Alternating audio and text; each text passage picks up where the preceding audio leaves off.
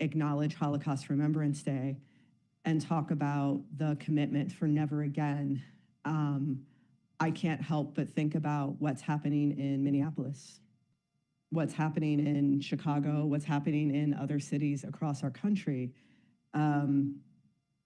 We are meant to hold our histories close so that we can learn.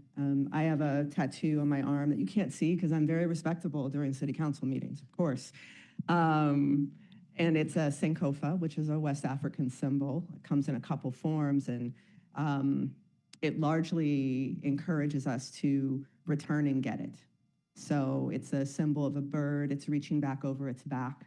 And it's about learning from our history and bringing that forward for our future. So the bird's feet face forward.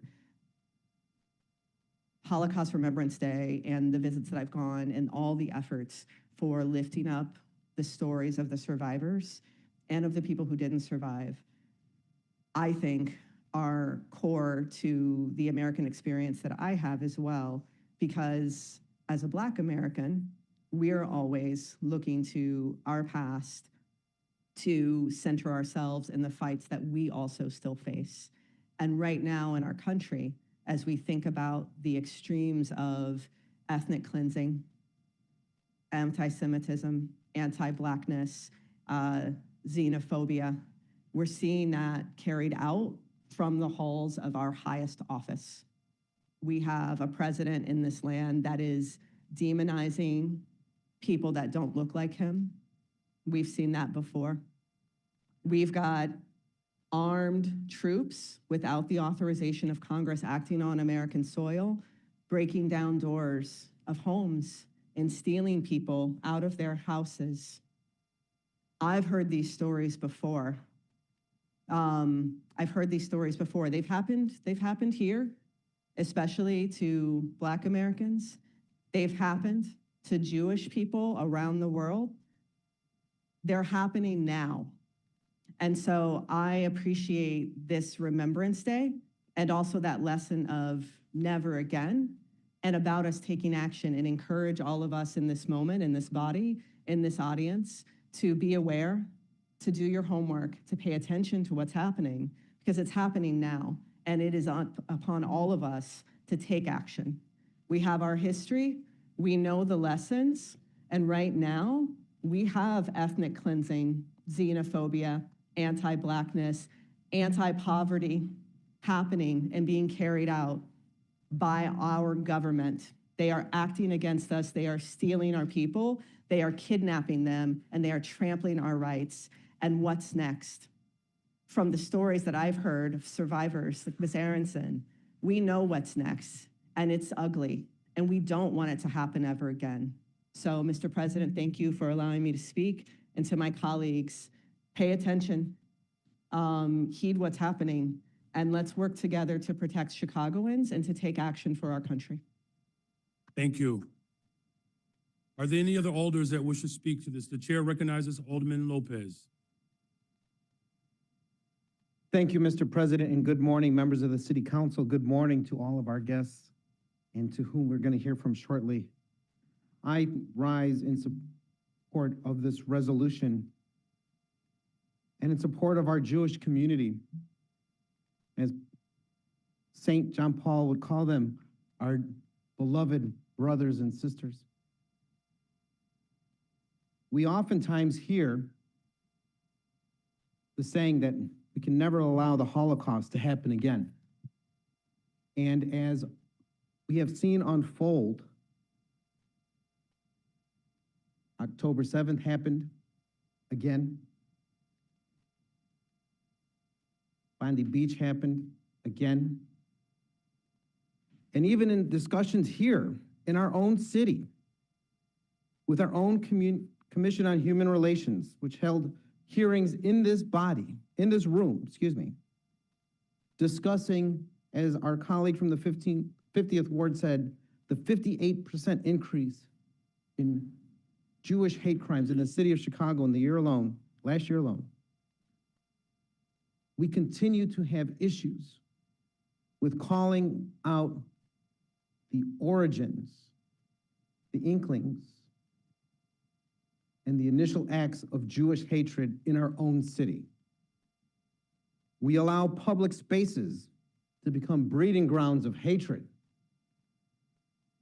We allow demonstrators to burn in effigy those who would stand against the very beginnings of what we saw happen decades ago.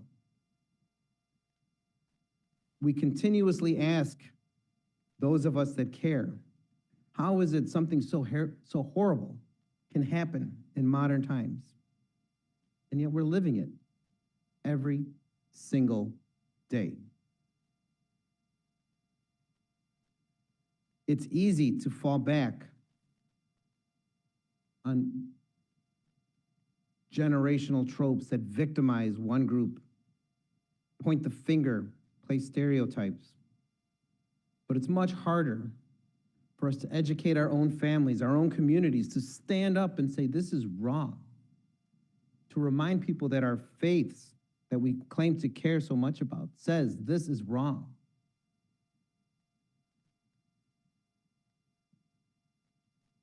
I've had to witness friends of mine, both in this room and out, break down because they don't know how to walk out the door, head held high in their own heritage without feeling the fear of being attacked. Most of us have never felt that way. Some of us can never stop. The Holocaust was not a singular event, ladies and gentlemen, because it exists in the hearts and minds of so many, both the victims and families of those who survived and who are here, but also those who seek to perpetrate it again, who deny that it even happened or question what we all know was one of the darkest chapters in human history. This isn't something we just remember in January. It is something that we should fight against every single day in everything that we do. And yes, we can recognize that there are communities who feel and have been victimized, who've been tortured, who've been the targets of racism and oppression. But we cannot dilute what we know is overwhelmingly going on in our city right now as we speak. We have to continue to be the bearers of light so that we never allow the memories of those who perished to be extinguished. This is something that transcends all of us. Many of us who say we have faith and practice it, your faith commands you to stand up, to defend our dear beloved brothers and sisters. And I'm glad that we have the chance to hear from one today. Thank you, Mr. President. Thank you. Are there other members of the body that wish to speak to the resolution before we provide leave for Ms. Aronson? Very well. There are no other hands.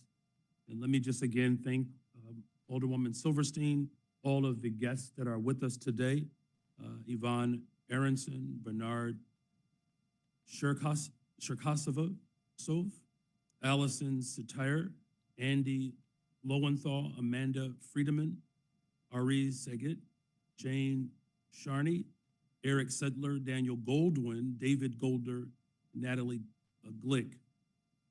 Chicago is home, as we all know, to a very proud Jewish community whose rich culture and heritage has greatly contributed to the fabric of our beloved city.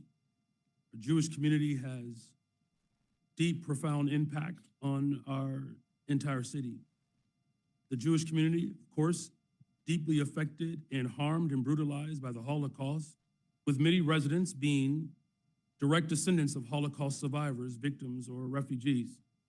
January 27th was designated International Holocaust Remembrance Day by the United Nations as a day to remember, recognize, and honor the millions of Jews killed by the Nazis and their collaborators in concentration camps. Through the horrors of those camps, 81 years ago, we are seeing sadly, a dramatic increase in hate crime and outright violence against the Jewish community. Now more than ever, it is important that we fight back against the actions of anti-Semitism, Holocaust deniers, and racism and hatred against any single group of people. I do want to thank the Illinois Holocaust Museum and Education Center, the Jewish United Fund, and 3G Chicago for their ongoing efforts to educate people about the Holocaust and as well as to honor the legacy of Holocaust victims and survivors. This administration is committed to making Chicago the most welcoming city and show the world that it is no place for hatred, discrimination, or Holocaust denial. And that is why I'm proud to stand with you all to recognize and celebrate the International Holocaust Remembrance Day. And with that, leave from this body to allow for Ms. Yvonne Aronson to speak. All right, leave is granted. The floor is yours. Good morning, Mayor Johnson and members of the City Council. Good morning. Thank you, Alderwoman Deborah Silverstein, for the honor of inviting me to speak today. My name is Yvonne Aronson, and I am a Holocaust survivor. My world and that of my family forever changed in May of 1940 when the Germans invaded and occupied Belgium, a neutral country. Soon after, my father, who was originally from Austria and not a Belgian citizen, was rounded up and sent to a forced labor camp in southern France. My family had celebrated my first birthday just a month earlier. My mother, great-grandmother, great-aunt, and I remained in Brussels, the Belgian capital. As conditions for Belgian Jews deteriorated and deportations began, we went into hiding in a convent. After a time, my mother grew concerned about our safety in the convent, and we returned to our apartment in Brussels. When my mother became seriously ill, our local pharmacist, at great risk to himself and his family, took us in and hid us in his cellar while my mother recovered. Once she did, with help from the Belgian resistance, my mother located a kind widow who agreed to take me in. I lived with her under a false identity for 3 years until the war ended and the danger had passed. Belgium was liberated by Allied forces in September 1944, but the war did not officially end until May 8, 1945. Following the end of the war, known as Victory in Europe, or VE Day, my mother came to the widow's home to reclaim me. I soon learned that my great-grandmother and great-aunt had also miraculously survived, also with the assistance of the brave non-Jewish Belgians who risked themselves to help my family. I was 6 years old and began school while adjusting to being reunited with my family. We would soon learn that my father, tragically, was among the nearly 25,000 Jews deported from Belgium who were murdered at the killing center at Auschwitz-Birkenau. In March of 1947, just weeks before my 8th birthday, my mother and I immigrated to the United States. We settled on the south side of Chicago, and I became a Chicago public school student, enrolling at Kenwood Elementary School, now Kenwood Academy. Gradually, I learned English, made friends, and began a new life as an American. People have asked me why I share my story. Some have asked me why I think my story is important for people to hear, when I wasn't imprisoned in a concentration camp or, according to them, didn't really suffer. To those I say, rather than attempt to compare or quantify the suffering of others, we must empathize with it and learn from it. My father was taken from me when I was just a year old. I was separated from my remaining family as a toddler. 3 years later, my familiar routine was disrupted again as I was returned to my family members I barely remembered. Their survival and mine were nothing short of miraculous, but the upheaval was difficult and confusing for a young child. Soon after, our lives were upended again as my mother and I began our lives over yet again, this time in a place where we did not speak the language and knew no one. And why did all of these things happen to my family? Why was my early childhood so different from what we think of as normal? not because of anything we had said or done, but because of who we were. Because my parents, grandparents, and countless generations of my family were Jewish, we were targeted. We were taken from our homes or forced into hiding and separated from our loved ones. Anti-Semitic hatred was allowed to grow and spread unchecked. My family was in some ways luckier than many. Even so, we were targeted and victimized because of who we were while the world stood by and watched. Please learn from my family's experience. Remember what happened to us and so many others, and think about what you can do to prevent something similar from happening to someone else. Thank you. Thank you.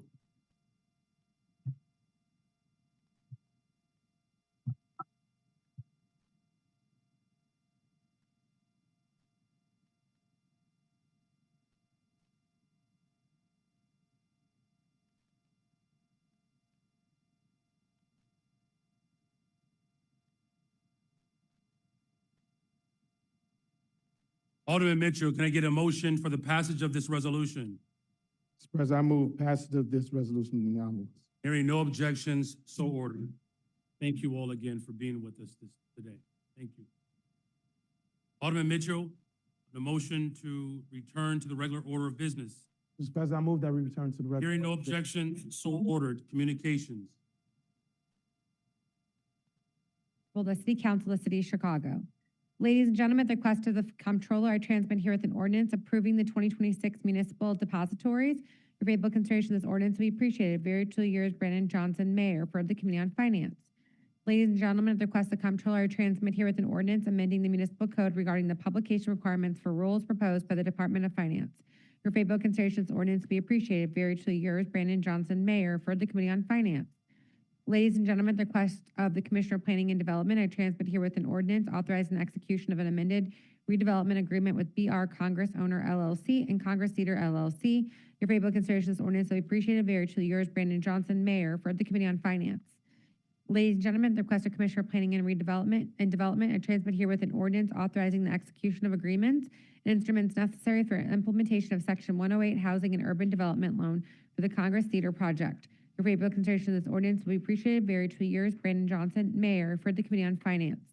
Ladies and gentlemen, at the request of Commissioner of Planning and Development, I transmit here with an ordinance authorizing the sale of city-owned property located at 1014 South California Avenue in Good Company, Chicago. Your favorable consideration of this ordinance will be appreciated. Very truly yours, Brandon Johnson, Mayor, for the Committee on Housing and Real Estate. Ladies and gentlemen, at the request of Corporation Council, I transmit herewith an ordinance amending the municipal code to provide clarification regarding the sports wagering license. Your favorable consideration of this ordinance will be appreciated. Very truly yours, Brandon Johnson, Mayor, for the Committee on License and Consumer Protection. Ladies and gentlemen, at the request of Commissioner of Planning and Development, I transmit herewith an ordinance authorizing the expenditure of open space impact fee funds for outdoor space improvements at Disney 2 Elementary School. Your favorable consideration of this ordinance will be appreciated. Very truly yours, Brandon Johnson, Mayor, for the Committee on Special Events, Cultural Affairs, and Recreation. Ladies and gentlemen, at the request of Commissioner of Planning and Development, I transmit herewith an ordinance authorizing the expenditure of open space impact fee funds for the development of a turf field at Riley Elementary School. Your favorable consideration of this ordinance will be appreciated. Very truly yours, Brandon Johnson, Mayor, for the Committee on Special Events, Cultural Affairs, and Recreation. Ladies and gentlemen, at the request of the Commissioner of Transportation, I transmit herewith an ordinance authorizing the re-subdivision of land to facilitate the development of residential properties. Your favorable consideration of this ordinance will be appreciated. Very truly yours, Brandon Johnson, Mayor, for the Committee on Transportation and Public Way. Ladies and gentlemen, at the request of Commissioner of Planning and Development, I transmit here with an ordinance authorizing the execution of intergovernmental agreement with the Regional Transportation Authority of the Belmont Blue Line Equitable Transit Orient Plan. Your favorable consideration of the ordinance will be appreciated. Very truly yours, Brandon Johnson, Mayor, for the Committee on Zoning, Landmarks, and Building Standards. Ladies and gentlemen, I transmit here with appointments to various special service areas. Your favorable consideration of these appointments be appreciated. Very truly yours, Brandon Johnson, Mayor, for the Committee on Economic, Capital, and Technology Development. I, City Clerk Anna Valencia, hereby inform the City Council that the following documents were filed in my office relating to the respective subjects designated as follows. Notification of sale, City of Chicago Multifamily Housing Revenue Bonds, Indian Trails Apartment Project, Series 2026. Office of Inspector General's fourth quarter report for year 2025. I, City Clerk Valencia, inform the City Council that all those matters which were considered by the City Council at the regular meeting held on December 20, 2025, which are required by statute to be published in book or pamphlet form on one or more newspapers, were published in pamphlet form on January 21st, 2026, by being printed in full text and printed pamphlet copies of the Journal Proceedings of the City Council of the City of Chicago. I, City Clerk Valencia, also inform the City Council that all those matters which were considered by the City Council at the regular meeting held on December 29, 2025, which are required by statute to be published in book or pamphlet form or one or more newspapers, were published in pamphlet form on January 21st, 2026, of being printed in full text and printed pamphlet copies of the Journal Proceedings of the City Council of the City of Chicago. I, City Clerk Valencia, also transmit herewith the following miscellaneous communications and reports requiring City Council action. Zoning reclassifications of particular areas referred to the Committee on Zoning, Landmarks, Building Standards. Claims against the City of Chicago is referred to the Committee on Finance. Recommendation by Commission on Chicago Landmarks for designation of Original Providence Baptist Church at 515 North Pine Avenue, Chicago Landmark, which referred to Committee on Zoning, Landmarks, and Building Standards. And correction of December 19, 2025 City Council Journal Proceedings, which referred to the Committee on Committee's Rules. Your Honor, that concludes the reports and communications to the mayor and other city officers. Thank you, Madam Clerk. For our committee reports, we will begin with the Finance Committee. Chair recognizes Chairwoman Dow. Thank you, Mr. President and members of the City Council. Reporting for the City Council's Committee on Finance, which held a committee meeting on January 14, 2026. The following items received a due pass recommendation from the committee. Item number 1 is the substitute ordinance executing a TIF redevelopment agreement with 30 North LaSalle MF Redevelopment LLC and Downtown Chicago Neighborhood Council NFP for the property at 30 North LaSalle Street in the 34th Ward in an amount not to exceed $57 million. Mr. President, unless someone wishes to speak on this, I move passage of this item by a roll call vote. Seeing no hands, members, please use your e-vote application to record your vote at this time.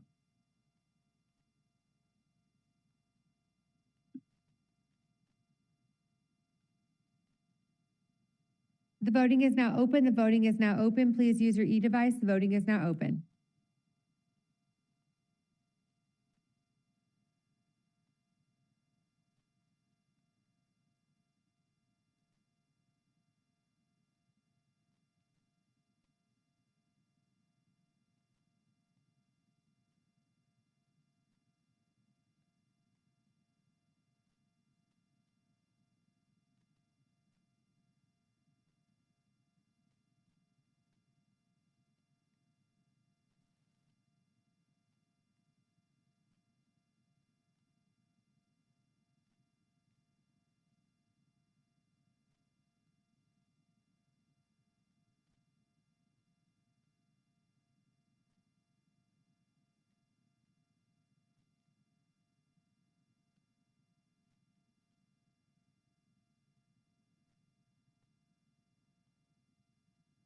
I will now call on those who have not used their e-device and those virtual. Alderman Hopkins.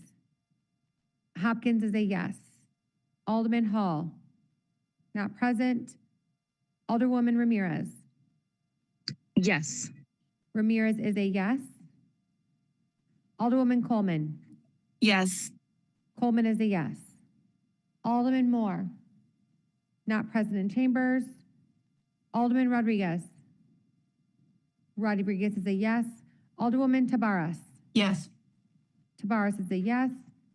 Alderwoman Rodriguez Sanchez. Not present. Alderman Conway. Not present. Alderman Vasquez. Yes. Vasquez is a yes. Alderman Knudsen. Not present. Alderwoman Mana-Hoppenworth. Yes. Mana-Hoppenworth is a yes. Anyone else I missed? Alderman Hall? You're a yes. Alderman Hall is a yes. Alderman Moore? Moore is a yes. Anyone else walk in? All right, the voting is now closed. There are 47 yeas, 0 nays. This motion passes. Alderman Mitchell, on motion to reconsider. Move to reconsider the All vote. those in the favor of reconsidering of this vote signify by saying aye. Any opposed, say nay. This motion fails. Chair recognizes Chairwoman Dow. Item number 2 is the substitute ordinance approving the First Amendment to the Tax Increment Financing Redevelopment Agreement and the amended city deed covenants with Sinai Health System at 1500 South Fairfield Avenue to convey the property at 3100 through 58 West Ogden Avenue and at 3142 West 16th Street to One Lawndale Children's Discovery Center in the 24th and 28th wards. I move passage of this item by the first most favorable roll call vote of the Committee on Finance report and the associated unsuccessful motion to reconsider. Thank you. The chair recognizes Alder Rodriguez Sanchez. Thank you, Mr. President. I would like to be added as a yes to the first item on finance, please. Very well. Clerk, please add Alder Rodriguez Sanchez to the yes vote on the first item. Chair recognizes Alderman Knudsen. Mayor, I'd like to be added as yes on the first finance item on roll call. Thank You you. can do that as well. Thank you, Madam Clerk. All right, hearing no objections for this second item, so ordered. Thank you, Mr. President. Item number 3 is the substitute ordinance authorizing the submission of the U.S. Department of Housing and Urban Development Section 108 loan application for the rehabilitation of 2135 North Milwaukee Avenue, better known as the Congress Theater, in the First Ward in an amount up to $25.25 million. I move passage of this item by the same motion. Hearing no objections, so ordered. Item number 4 is an ordinance introduced by Alderman Samantha Nugent of the 39th Ward, amending Article 26, effective dates of the 2026 Municipal Code Revenue Ordinance Alternative. I move passage of this item by the same motion. Hearing no objections, so ordered. Item number 5 is a substitute resolution introduced by Alderman Jason Irvin of the 28th Ward, calling for a public hearing on the formation of the Chicago Tourism Improvement District to be held on February 27th, 2026 at 10 a.m. in the City Council chambers on the second floor. I move passage of this item by the same motion. Hearing no objections, so ordered. Item number 6 is a communication transmitting reports of cases in which verdicts, judgments, or settlements were entered into for the month of November 2025, and this item will be placed on file with the clerk. Item number 7 is a communication transmitting reports of cases in which verdicts, judgments, or settlements were entered into for the month of December 2025, and this item will also be placed on file with the clerk. Item number 8A is an ordinance authorizing the Corporation Council to enter into and execute a settlement order in the case of Nicholas Santos versus City of Chicago, case number 21C5327, in the amount of $162,500. I move passage of this item by the same motion as was applied to item number 2, with the exception of Alderman David Moore and Alderwoman Jeanette Taylor, who both wish to be recorded as voting no on this item. Very well. Site division, so ordered. Item number 8B is an order authorizing the Corporation Council to enter into and execute a settlement order in the case of Tim Anderson et al. Versus David Brown et al., case number 123 CV 2245, in the amount of $875,000. Mr. President, I recuse myself from voting on this matter during the January 14th Finance Committee meeting, and I'm recusing myself today during council from voting on this matter under Rule 14 of the Rules of Order and Procedure out of an abundance of caution, as the plaintiff is a constituent of the 3rd Ward, and I have had interactions with the plaintiff regarding matters in and outside of the ward. Very well, thank you very much. Chair recognizes Alderman Lopez. Oh. Did you make the motion already? I did not. Thank you. My apologies. I move passage of this item by the same motion as was applied to item number 2, with the exception of Alderman Hopkins, Quinn, Lopez, O'Shea, Scott, Cardona, Wagasback, Riley, and Silverstein, who all wish to be recorded as voting no on the item. Very well. The chair recognizes Alderman Villegas. Oh, I'm sorry. I thought that was satisfactory. Just a second. Alderman Lopez. Thank you, Mr. President, and again, good morning, members of the City Council. I rise in opposition to this settlement. As we discussed in committee, a settlement for 21 individuals, only 2 of whom made reports to COPA, none of whom could identify actual police officers, and none of them who could identify their injuries. We talk constantly ad nauseum about settlements that we can win, about settlements that we should fight and defend the city from, and settlements that reward bad behavior. This is the epitome of all of those. We must reject this settlement. We must fight when we are right, because it sends a strong and clear message that our check writing days are coming to an end.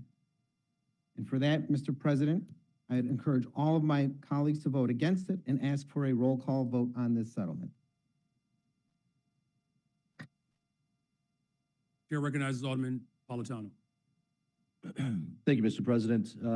I agree with my colleague full-heartedly.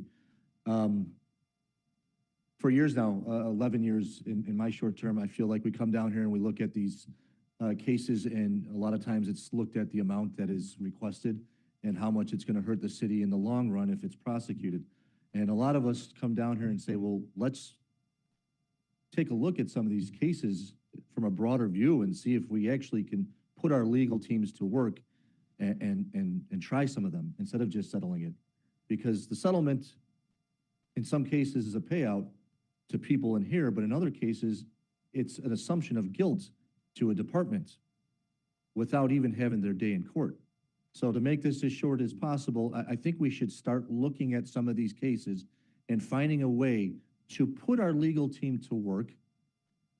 They're getting paid, they're on salary, and pushing some of these cases so that we can close the city checkbook, because everyone knows it's called the city lottery. You give a shot at it, there's a great chance you're gonna get paid out. And if it's below a certain number, there's an even greater chance that you're going to get paid out. So for that reason, I too would like to be recorded as a no, and I appreciate the opportunity to speak on this, Mr. Very President. well, there's a roll call vote. It's been requested for item 8B. Madam Clerk, if you can make the e-vote application available so that members of this body can record their votes at this time.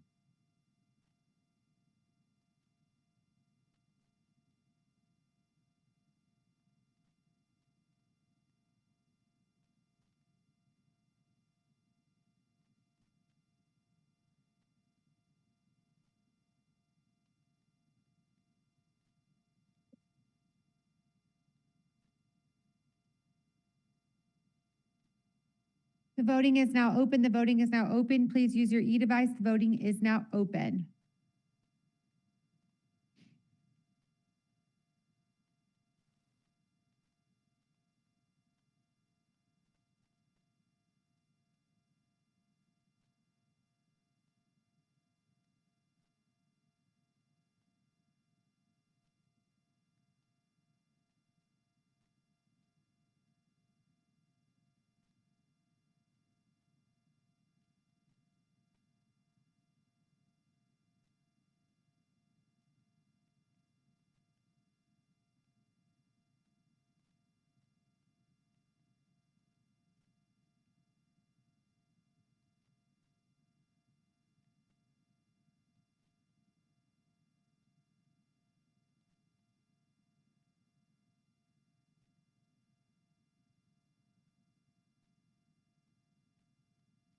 I will now take a roll call voice vote for those who do not use their e-device or online.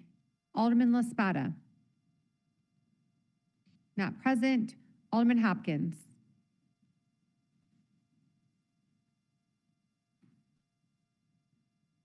Oh, did it not go through? Oh, there it is. Okay. Alderwoman Ramirez. Yes. Ramirez is a yes. Alderwoman Coleman. Alderwoman Coleman. Alderwoman Tabaras. No. Alderwoman Tabaras. No. Tabaras is a no. Alderman Talaferro. Not present in chambers. Alderwoman Rodriguez Sanchez. Not present in chambers. Alderman Conway. Yes. Conway is a yes. Alderwoman Nugent. Nugent is a yes. Alderman Vasquez. Yes. Vasquez is a yes. Alderwoman Haddon. I'm sorry, Alderwoman Mata Hoppenworth. Yes. Mata Hoppenworth is a yes. Alderman Talaferro. Talaferro is a yes. Anyone else walk in? Okay, the voting is now closed. There are 31 yeas, 16 nays. This motion passes. Alderman Mitchell on a motion to reconsider. Reconsider the Those vote. in favor of the reconsideration of this vote signify by saying aye. Those opposed say nay. This motion fails. Chair recognizes Chairwoman Dow. Thank you, Mr. President. Item number 8C is an order authorizing the Corporation Council to enter into and execute a settlement order in the case of Orlando J. Ramirez and Jesus Alvarez Vasquez, and as joint special co-administrators of the estate of Angel E. Alvarez Montesinos, deceased, versus City of Chicago, Michael Spilatro III, Eric Arroyo, John Does, individually and as agents of the City of Chicago, case number 2023 L 010164, in the amount of $22 million, $20 million by the city and $2 million by the city's insurance. I move passage of this item by the same motion as was applied to item number 2. Hearing no objection, so ordered. Item number 9 and 10 consist of orders of authorization for the payment of various small claims against the City of Chicago and the denials of payment of various small claims against the City of Chicago. This was a direct introduction, and if there are no objections, I move that these items be placed for passage in the omnibus. And Mr. President, that concludes my report. Hearing none, so ordered. Thank you, Madam Chair. Committee on Aviation. Chair recognizes Chair O'Shea.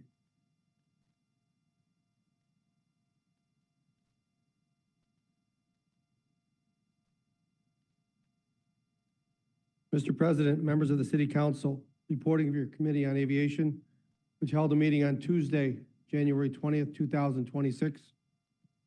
The committee recommends passage of the following item: Ordinance 2025-002-1682, an amendment of Municipal Code, Sections 10-36-351 and 10-36-355 through 10-36358, adding provisions regarding fines for violations occurring at both Midway and O'Hare International Airports. Very well. I move passage of this ordinance by the first favorable roll call vote of the Committee on Finance and associated unsuccessful motion to reconsider. Hearing no objection, so ordered. Mr. President, this concludes my report. Thank you, Mr. Chair. For the Committee on Budget and Government Operations, Chair recognizes Chairman Irvin. Thank you, Mr. President. Reporting for the Committee on the Budget and Government Operations, which held a meeting on January 15th. The committee has a series of reports recommending passage of the following items. Items 1 and 2 are communications recommending the appointments of Jacqueline Rosa and John Dale Van Slyke, each as a member of the Chicago Public Library Board. I move passage of these items by the first favorable roll call vote of the Committee on Finance and the associated unsuccessful motion to reconsider. Hearing no objection, so ordered. Item number 3 is a communication recommending a proposed ordinance concerning an annual appropriation ordinance year 2026 amendment within Fund 925. I make the same motion if there is no objection. Hearing none, so ordered. Item number 4 is a communication recommending a proposed ordinance concerning an annual appropriation ordinance year 2026 amendment shifting appropriation code for CVI funding and CDPH, which moves funds from one account to the proper account 929E Community Violence Intervention Program, and also puts the project administration position back in the CDPH from the Department of Environment. I make the same motion if there is no objection. Hearing none, so ordered. Items 5 and 6 were transfers of fund ordinances within wards 16 and 39 for years 2025 respectively. I make the same motion if there is no objection. Hearing none, so ordered. Mr. President, that concludes my report. Thank you, Mr. Chair. For the Committee on Economic, Capital, and Technology Development, the Chair recognizes Chairman Villegas.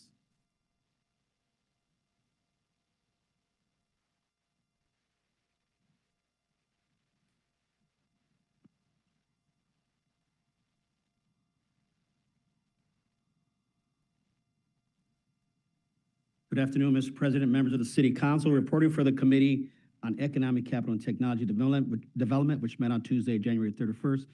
Committee held a meeting to recommend passage of the following items. Item 1 on the report is an appointment of Sergio Candelaria to the Community Development Commission. I move for passage of this item by the first available roll call vote of the Committee on Finance and the associated unsuccessful motion to reconsider. Hearing no objection, so ordered. Item 2 through 4 on the report are appointments of Ivy Speck and Jennifer Deeds to SSA 17-2025, the Central Lakeview Wrigleyville Commission, and the reappointment of Eve Moran to SSA 16 Greektown. I move for passage of these items by the first favorable roll call of the Committee on Finance and the associated unsuccessful motion to reconsider. Hearing no objection, so ordered. Items 5 and 6 on the report are ordinances designated the Greater Southwest Development Corporation as their interim service provider for special service areas number 3 and number 59-2022.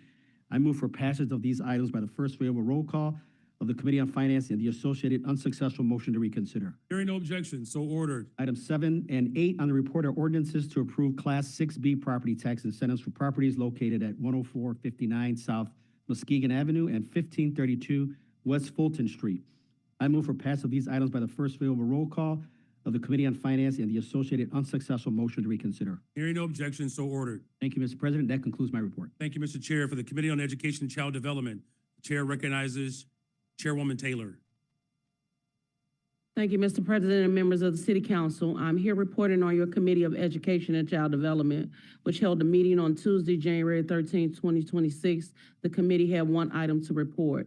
One appointment for the board trustee for the Community College, District Number 508, 82025-002-1675. The appointment of Fernando Diaz is moved for passage by the first favorable roll call of the Finance Committee, along with the associated unsuccessful motion to reconsider. Hearing no objection, so ordered. That concludes my report. Thank you, Mr. President.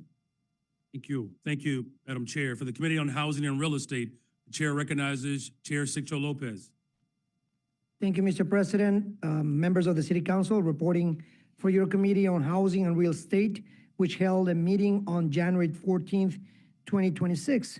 The committee has a series of reports recommending passage of 9 ordinances that include 1 right of entry agreement and various land sales.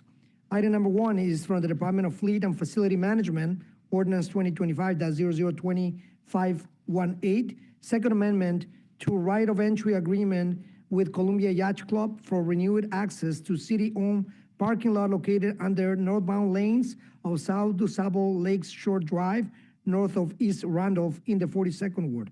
I move passage of this item by this first most favorable roll call vote on the Committee on Finance and associated unsuccessful motion to reconsider. Hearing no objections, so ordered. The remaining items from the Department of Planning and Development are grouped together for convenience.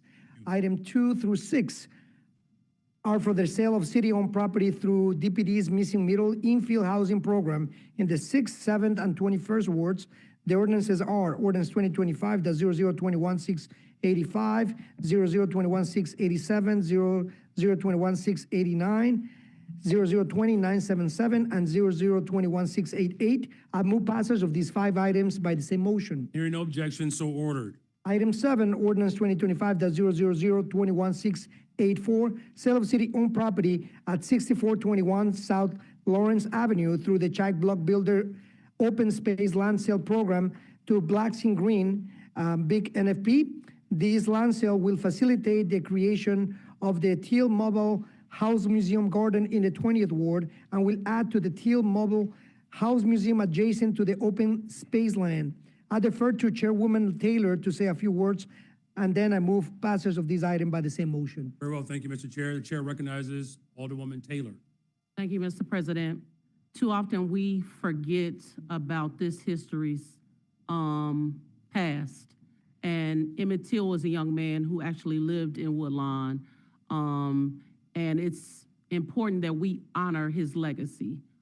He is not the first nor the last person to be lynched. And the system failed Emmett Till and his family. And so it's important that a community organization that exists in the community, Blacks and Greens, is able to revitalize not only the home, but the yard next to it to allow our community to honor our past. Thank you, Mr. President. Thank you, Alderwoman. There's a motion on the floor for the passage of this item. Again, hearing no objections, seeing no other hands, so ordered. Thank you, Mr. President. Item 8, ordinance 2025-0020-1698, sale of city-owned property at 3717 and 3713 West Chicago Avenue through the Chike Block Builder Open Space Land Sale Program to Blocks Together NFP. This land sale will facilitate the creation of an open public community space in the 27th Ward adjacent to the main offices for Blocks Together NFP. I defer also to Alderman Red Burnett to say a few words, and then we can move passage on these ordinance. Very well. Thank you, Chairman. Chair recognizes Alderman Burnett. Thank you, Mr. President. It's another great initiative by the committee on getting green space in the 27th Ward and allowing the community to activate land that hasn't been used in the proper way. So super excited to have this move forward and for the community process to proceed. Thank you. Thank you. On your motion, Thank you. Yeah, so move on this item by the same motion. for the same motion, hearing no objections, so ordered. Item 9 is ordinance 2025-0021-685, is for the market rate sale of city-owned property at 2503 through 2563 West Lake Street and 2522 through 2568 West Maple Avenue to Commonwealth Edison Company in the 27th Ward. I move passage of this item by the same motion. Hearing no objections, so ordered. Finally, the committee held a subject matter hearing with the Chief Homelessness Officer, Sandy Soto, on the 5-year blueprint on the ending and preventing homelessness. Because the draft plan is up for review on the Mayor's Office on Homelessness website and open for the public comment until January 30th, 2026, under the Get Involved tab, I encourage all to review and comment on this important report so we can all participate on the changes we like to see throughout the city. Mr. President, this concludes my report. Thank you, Mr. Chair. For the Committee on License and Consumer Protection, the Chair recognizes Chairwoman Silverstein. Thank you, Mr. President and members of the City Council. I am reporting for the Committee on License and Consumer Protection. We held a meeting on January 13th, 2026, and the following items were passed by the committee. 5 ordinances regarding liquor moratoriums in the 14th, 16th, 27th, 35th, and 48th wards. 02025-0021701 and others, 0021772, 0021326, 0021699, and 0021885. Mr. President, I move that the City Council concur with the recommendations of the License Committee of the same roll call as item number 1 of the Committee on Finance report and the associated unsuccessful motion to reconsider. Hearing no objections, so ordered.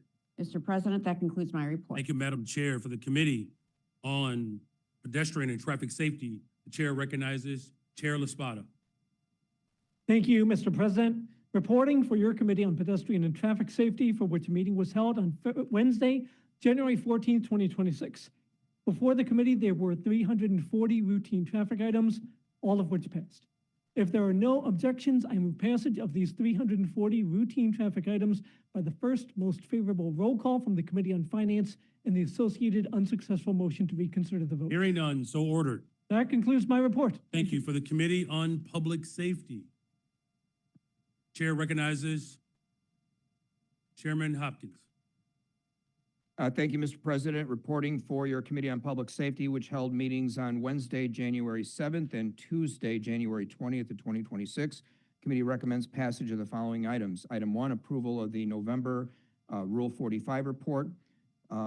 Item 2 is Ordinance 21898, amending Municipal Code Section 181622 regarding declaration of time and site curfew for mass gathering and custody procedures.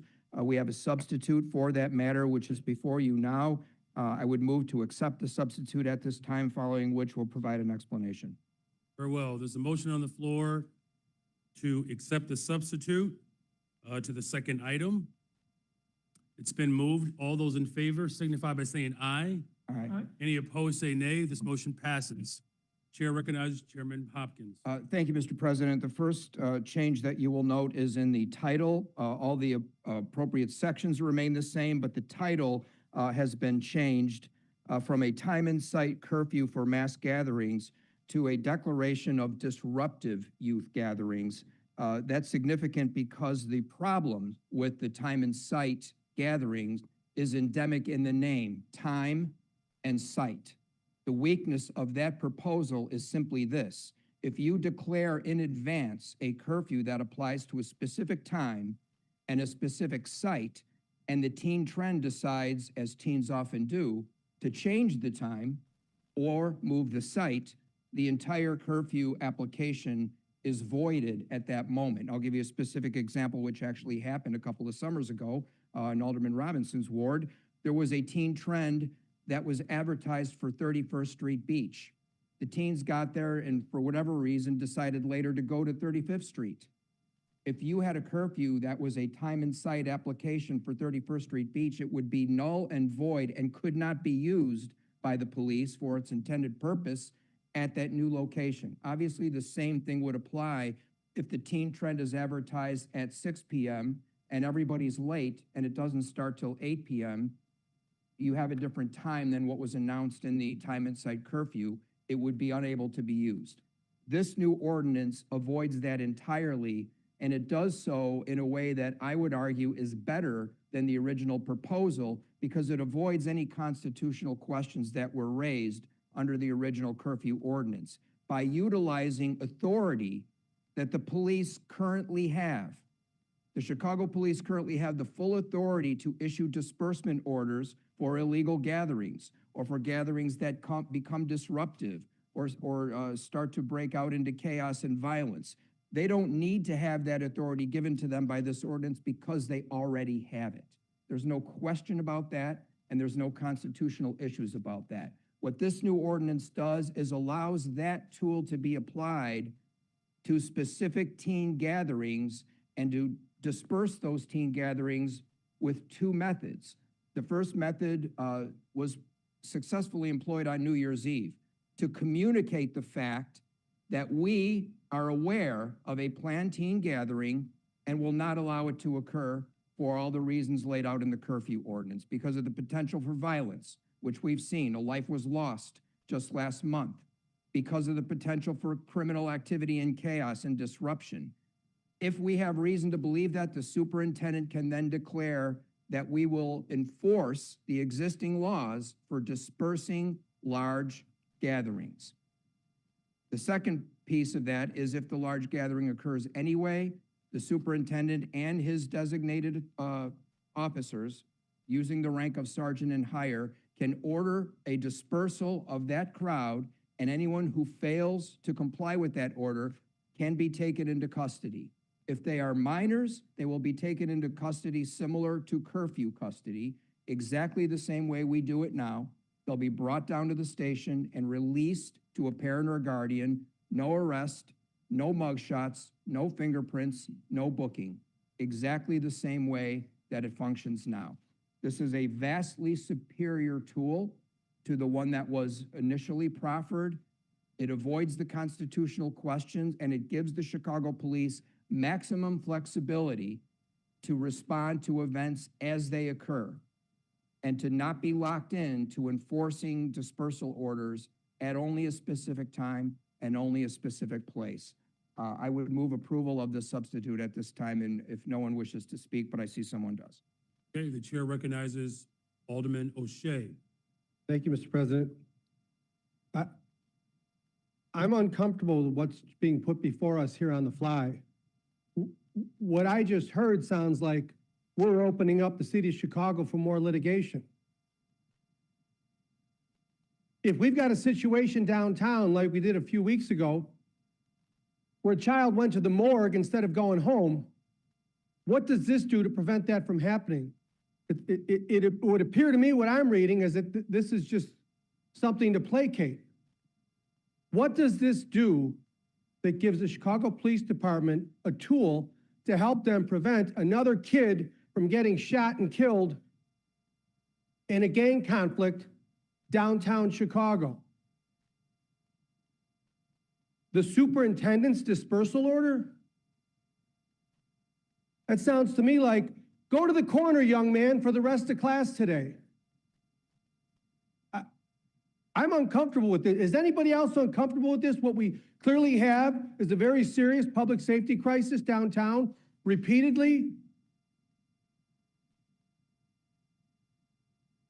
This came out 5 minutes ago. When every one of us talks repeatedly about what are we doing to protect children in our city?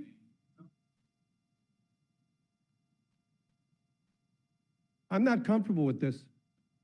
And the rest of us shouldn't be either. Does that complete your comments? Thank you, Alderman O'Shea. Are any other alders interested in speaking to the motion on the floor for the substitute ordinance to item number 2? All right, the chair recognizes Chairman Hopkins. Yeah, thank you to close, and I will respond directly to my colleague Alderman O'Shea's question. What would this do? This would do exactly the same thing that the curfew ordinance would have done in that scenario. In the December scenario where the young 14-year-old lost his life, we had advance warning. We knew that that teen trend was publicized on social media.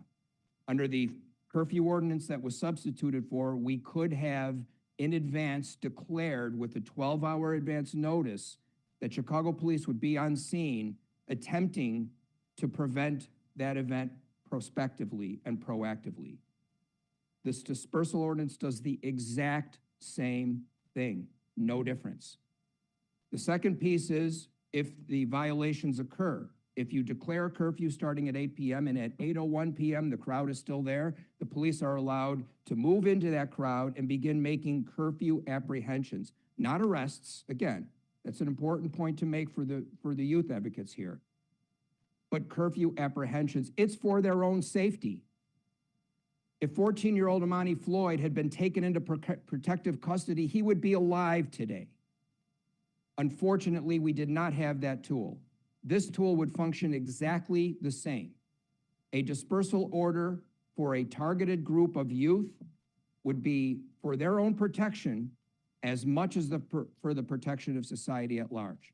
This is a superior tool to the curfew ordinance, and it will function exactly as the curfew ordinance was intended, only with greater flexibility. Thank you. I move approval of the substitute. The chair recognizes Alderman O'Shea. We're calling this an apprehension? So we're taking children and we're putting them in a police station and we're making their parents come and get, what about unlawful detainment? What about the lawsuits that we continue to have meetings on and settlements and tens of millions of dollars in settlements? What happens when something goes sideways downtown and we apprehend a group of teenagers down there looking to create conflict, but they're held against their will for a parent that doesn't show up for 12 hours or 18 hours, because that's what's happening a lot of times. An apprehension? That sounds like litigation. We got plenty of lawyers in this room. Doesn't that sound like litigation that we're opening ourselves up for more settlements, when the police department is just doing what legislation we're passing? Thank you, Alderman O'Shea. The chair recognizes Alderwoman Nugent. Thank you, Mr. President. And I want to thank Alderman Hopkins for his work on this tirelessly over the last few months. However, as this version is different than what was moved out of committee, I would respectfully request if my colleague would perhaps give us a little more time to review this before moving it today. Thank you, Mr. Chair. Chair recognizes Chairman Hopkins. Yes, as the motion to substitute has already passed and the matter is pending, I will hold it for the time being and revisit it at the next meeting. Very well, the chair has decided to hold this item. Is there any other business in this committee, Chairman? Yes, Mr. President. Item number 3 is ordinance 19984, amending Municipal Code Chapter 610 by modifying Section 610 and 620 to include anti-Semitism and discrimination in the Chicago City Council Declaration of General Rights. If no one wishes to speak, I move passage by the first most favorable roll call of the Committee on Finance and associated motion to reconsider. Seeing no hands, hearing no objections, so ordered. Item number 4 is Resolution R 1997, calling for condemnation of acts of violence, intimidation, or harassment targeting individuals based on political or religious beliefs.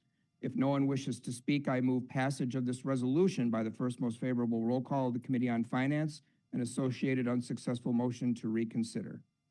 Chair recognizes Alderman Gardner. Thank you. Thank you, Mr. President. I first introduced this resolution in September of 2025, roughly 4 months ago. I'm happy to see that it was presented, passed through committee. For those who didn't get a chance to see it or read it, I will briefly go over some of it. And it basically says that we, as Chicagoans, we celebrate our diversity, our freedom of expression. We celebrate the expression of political or religious beliefs that is protected by our Constitution, that we forbid harassment, intimidation, and violence directed towards individuals based on their political or religious views, which have become, unfortunately, increasingly common across our nation. It's very ironic that this resolution is finally in front of the full City Council.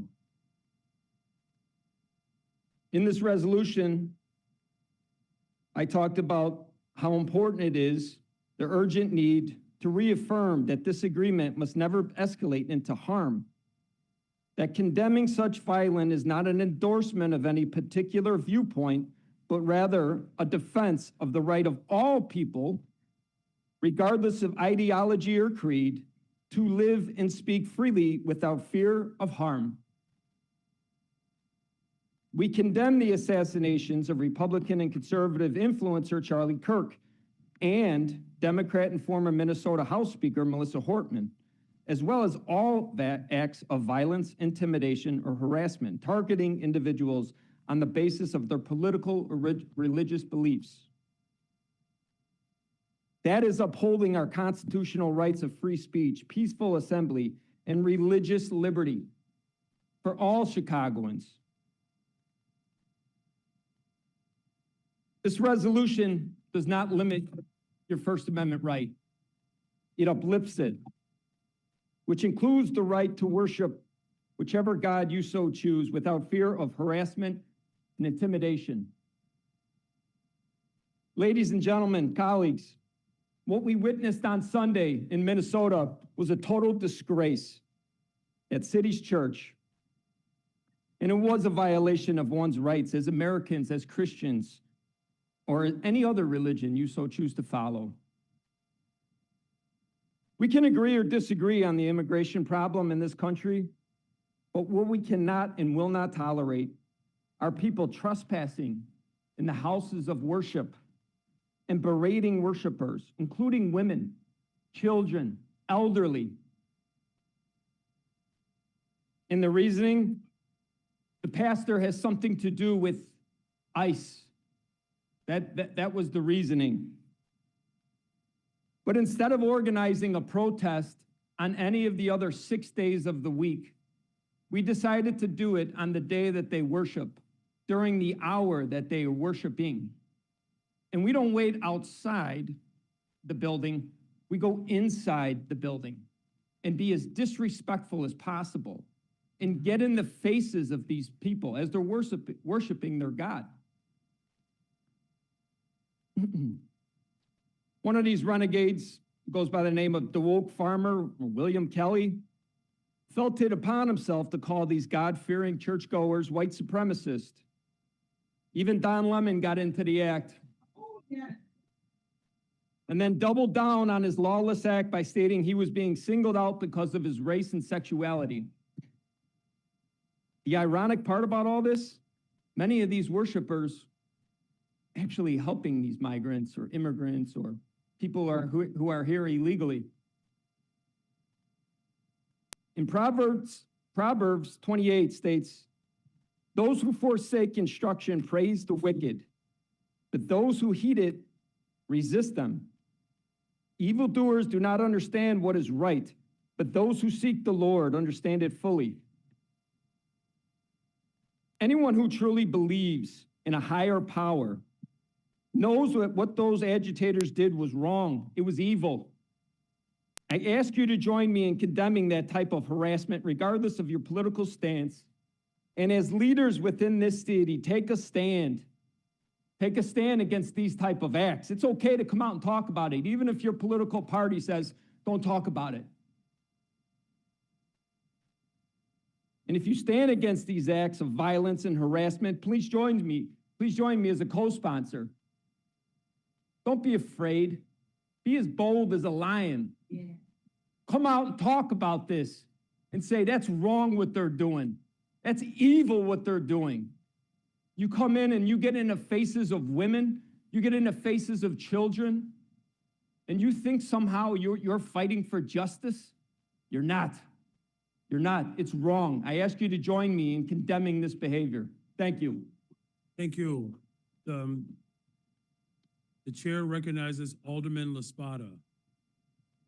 If I may just say, because I'm trying to hear this resolution out, but I am, as long as we're talking about it, I do remember going to church and hearing about someone who went into the temple and knocked over tables to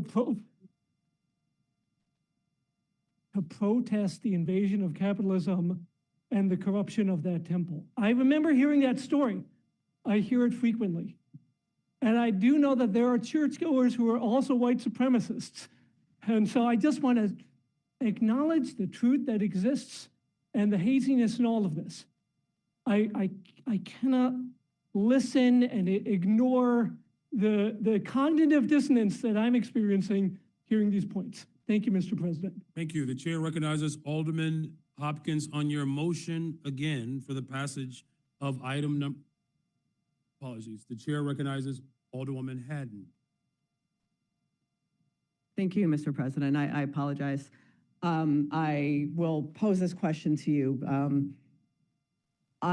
Similar to my colleague Alderman LaSpada, I'm a little confused on the sponsor and what does a positive vote for this condemn? Because are we condemning discrimination? Are we condemning attacks on immigrants? Are we condemning attacks on people based on the color of their skin?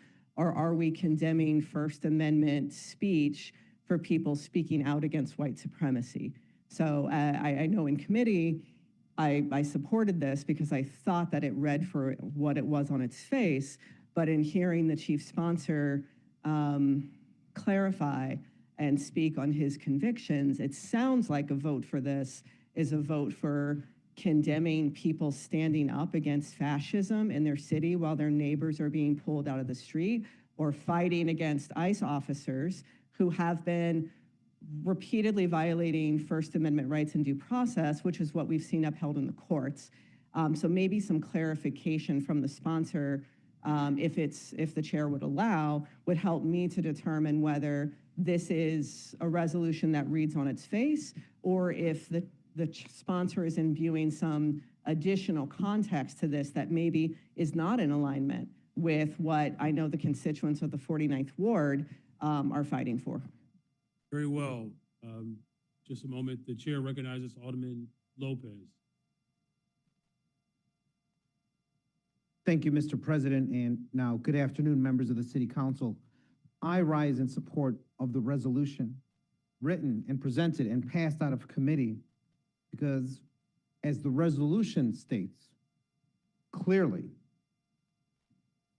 that we are condemning assassinations of Republicans and Democrats. Yeah.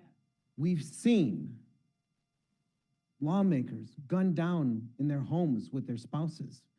Our neighbor in Indiana, just this weekend, had a Superior Court judge and his wife shot in their homes. This is what we all should be concerned about, because as people express their constitutionally guaranteed rights, their opinions on what we do, we have folks here who come here every meeting to express their rights.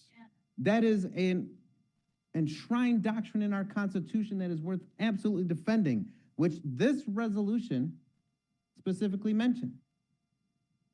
But when you take words and turn vitriol into murder, into anger that is designed to intimidate and harm elected officials, I don't care who you are in this room, that is never acceptable. 100%. Whether you are to the left of me, to the right of me, above me, or below me, none of you should feel threatened simply because you think differently from individuals expressing their views. That is what this resolution calls on all of us to reaffirm, to commit to. I'm reading and taking at face value all I can do, everything that's presented to us, to answer my colleague behind me's question. What you infer from it, I'm looking directly at what it is saying that we are resolving ourselves to do. It says that we are condemning political assassinations, that we are upholding constitutional rights of free speech, peaceful assembly, and religious liberty. Show me by way of hands who's against that. That is what we are here for, that we are continuing constructive dialogue and peaceful engagement, and that we should share this with others throughout our city. That is what this resolution, as presented before this body, from this committee, says. And in that spirit, that is what I think all of us who co-sponsored it with our colleague from the 45th Ward believe in, and what all of us, all 53 of us, need to reaffirm here in the city of Chicago. Thank you. Thank you. I have Alderman Sposato next, and then if the chief sponsor wishes to offer up some clarification, as his colleague has requested. Chair recognizes Alderman Sposato. Thank you, Mr. President. It's pretty simple to me what he's saying. Maybe it's not simple to everybody. I don't mean that as a knock to anybody. Unfortunately, or fortunately, I should say, this ordinance was before what happened on Sunday, the deplorable actions that happened on Sunday. I mean, they could have stood outside with their signs. They could have done a lot of things, but to go there and storm the gates with women and children and trying to intimidate them, that's just despicable. That's unacceptable. That's something we need to speak out against. I want to share something what happened to me in 2020 out of the blue. I got a Facebook message from a guy who I don't know, from the 47th Ward. Nothing against you, Matt. I don't know what this guy was thinking. This was months after I called the savages that attacked the police at the Columbus statue.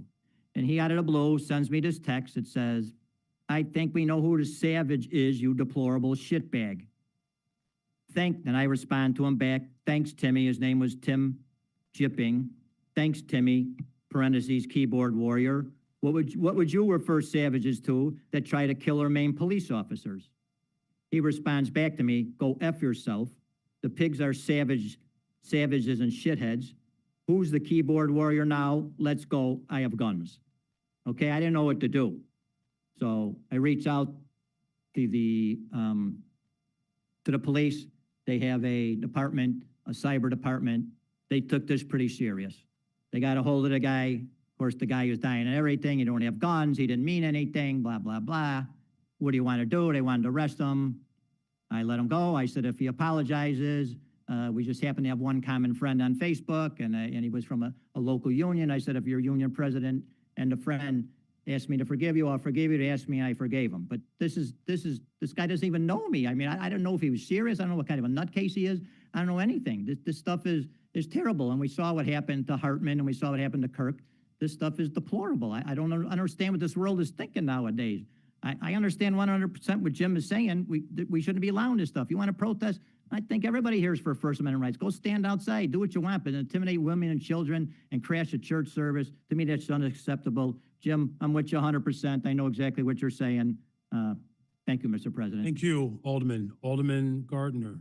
Yes, Mr. President, I'm going to clarify so everybody is, I'm going to make it as clear as possible. in here, it says condemning such violence is not an endorsement of any particular viewpoint, but rather a defense of the right of all people, regardless of ideology or creed, to live and speak freely without fear of harm or harm.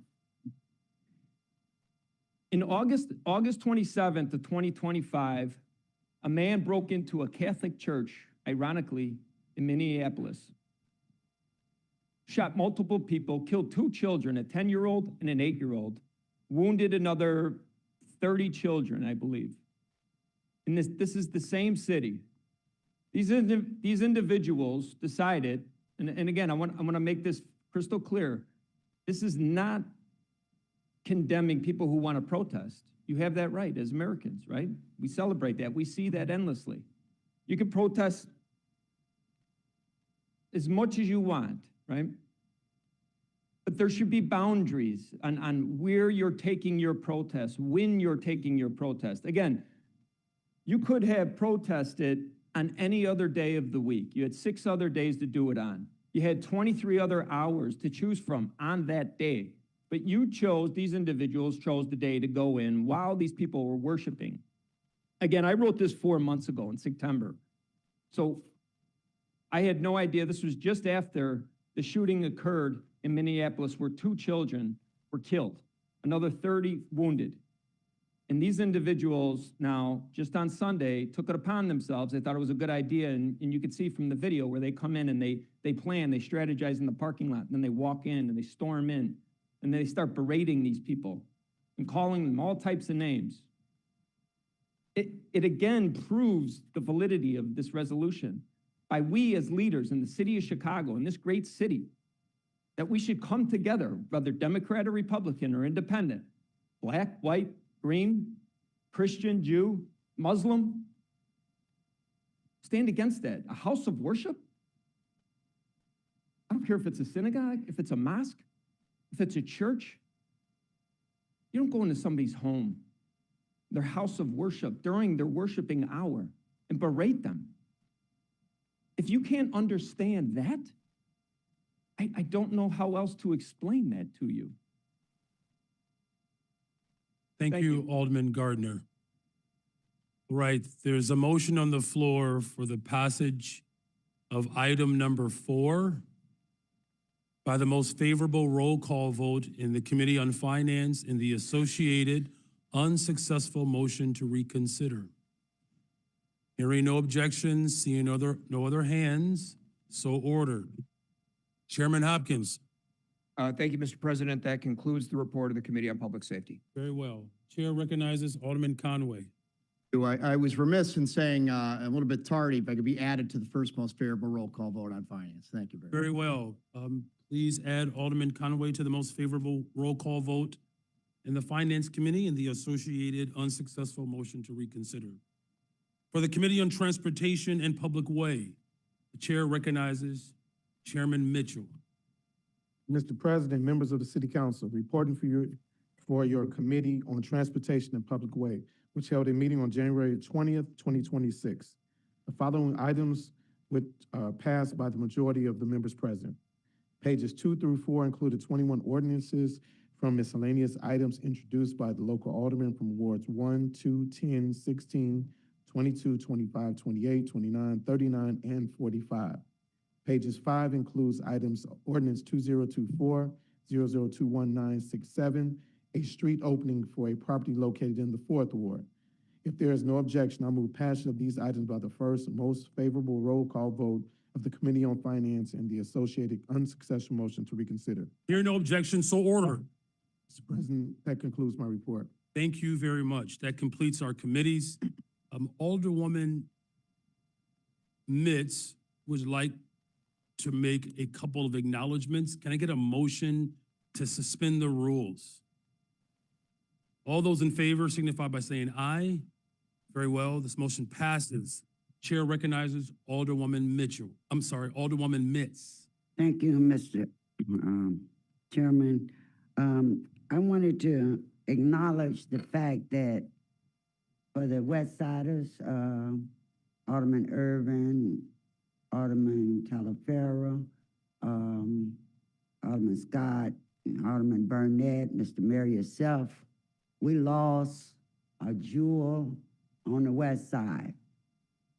And who lived in Alderman Taliaferro's ward, but she was so well known at 102 or 3. Which one is 4? They tell me 104 years old. We've celebrated her birthday for many years, and she was one that would not let you forget that it was her birthday either. So I wanted to recognize her because she was not just known on the west side, she was known throughout the state of Illinois. You talk about legislation that's been passed. I've watched Miss Drummond, Lillian Drummond, take on every governor that went there if you start messing with the seniors, and particularly big on the LIHEAP program. Helped many seniors. Anybody from West Side knows Miss Drummond. But she fought a good fight. She left a legacy that all of us could look back on and say, hey, I hope I could do that. She worked past that 100 until she just couldn't work no more. And then she would work from her home still. That tells us that we need to get that strength together, because when you find seniors who are still working because they love helping others, and that's what she loved doing, helping others. Even though she were a little weak at times, she still wanted to help others. You all get me? I want you to feel me here on this, because our seniors are very important to this city, this state, and this country.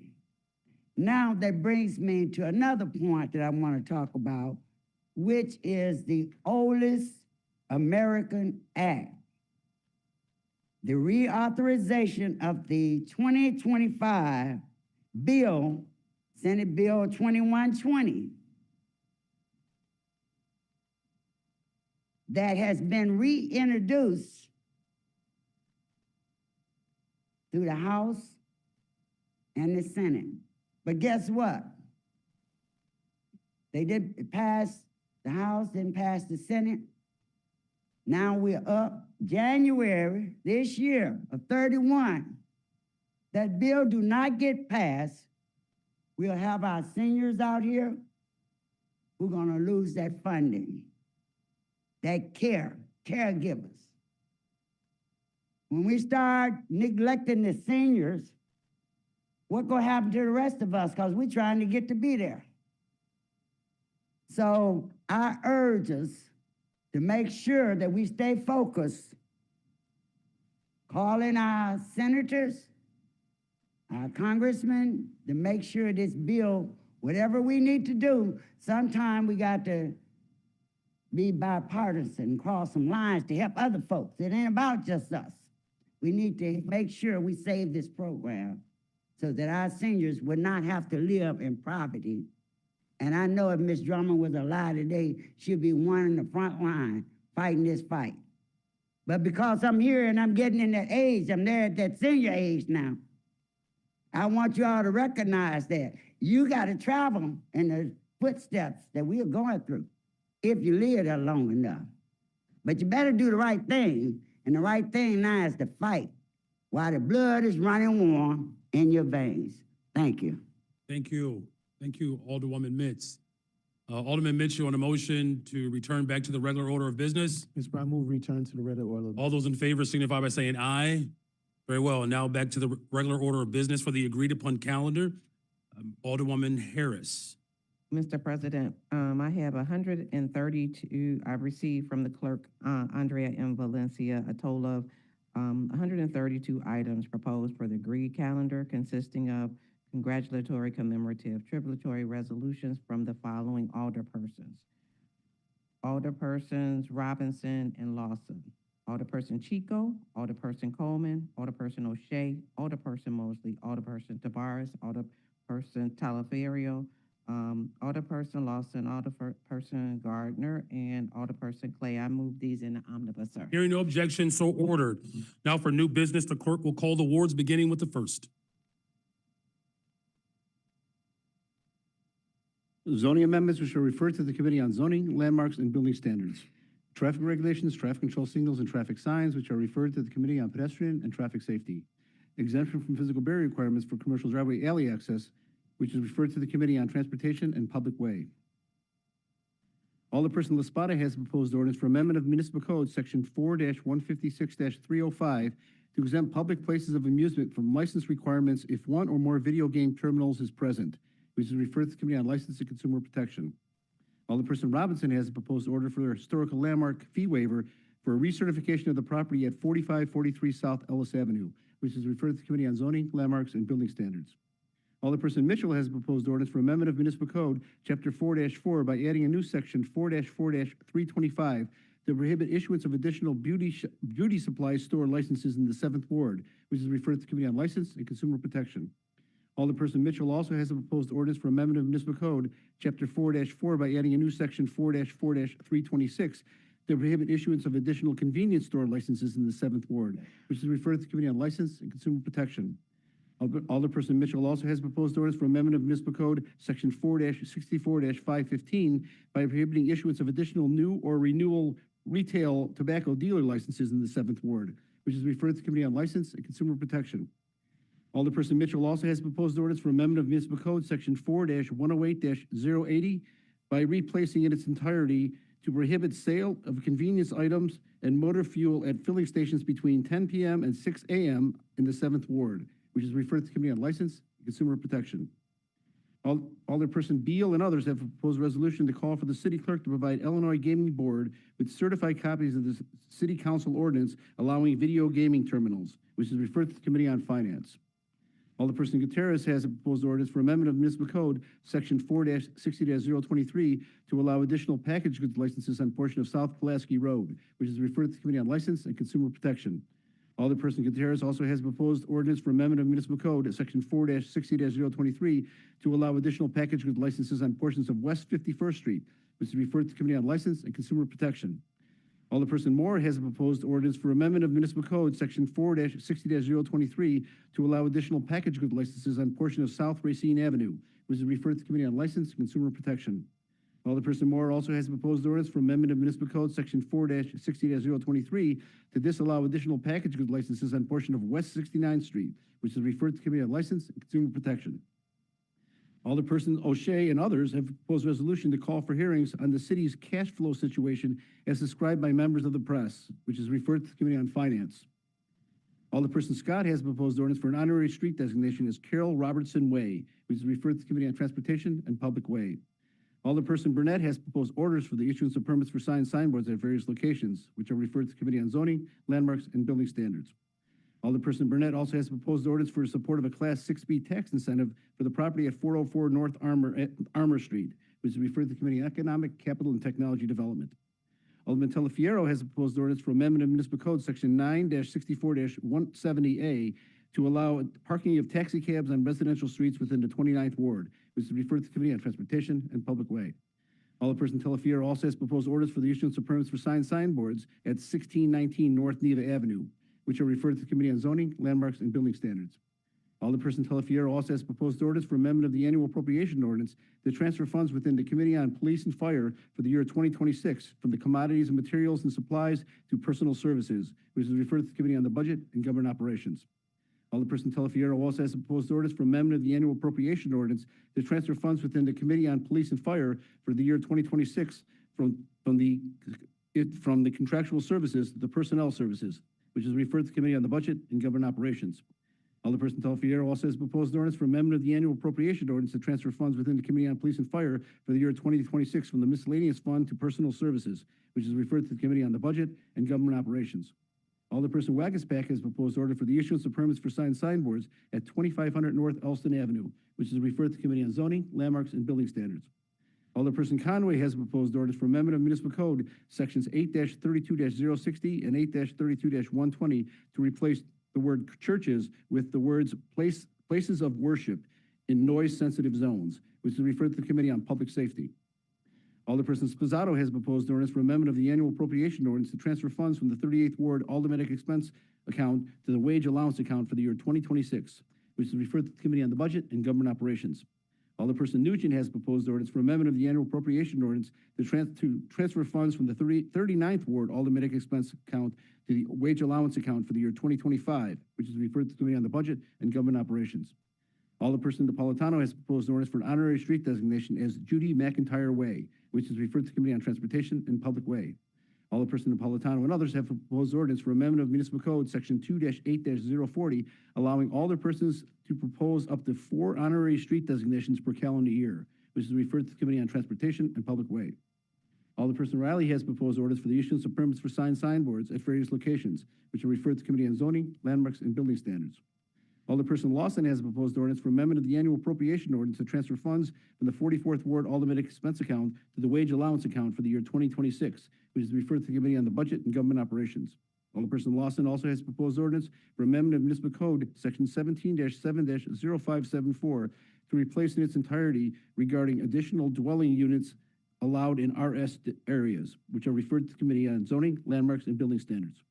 Alderperson Lawson also has proposed ordinance for amendment of Municipal Code Section 4-64-206 to establish Sunday parking meter hours on non-residential streets, which is referred to the Committee on Finance.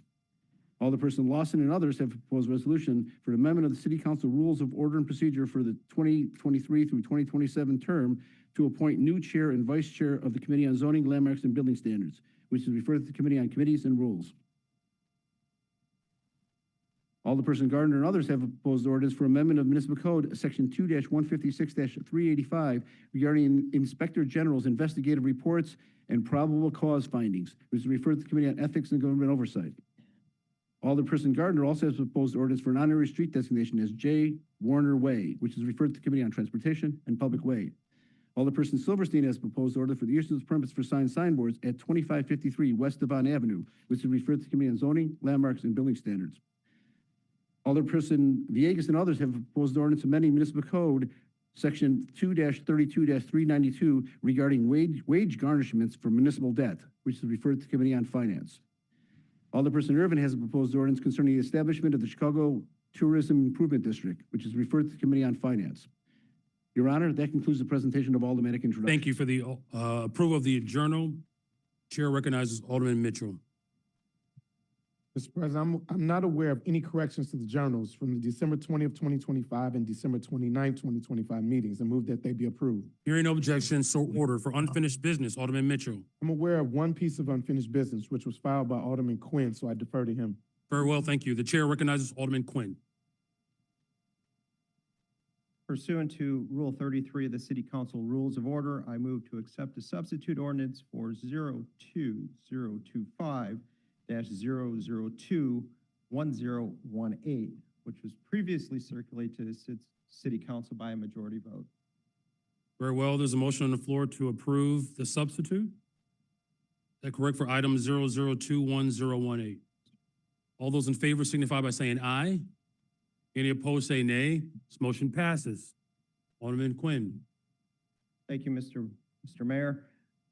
I rise today in full support of a compromise hemp ordinance that will ban dangerous and unregulated hemp products citywide. After last year's discussions, I recognized I had to make some changes to the original ordinance. I'm proud to say we've reached a compromise that protects our city's kids. How did we get here? We did the legwork required to reach a compromise.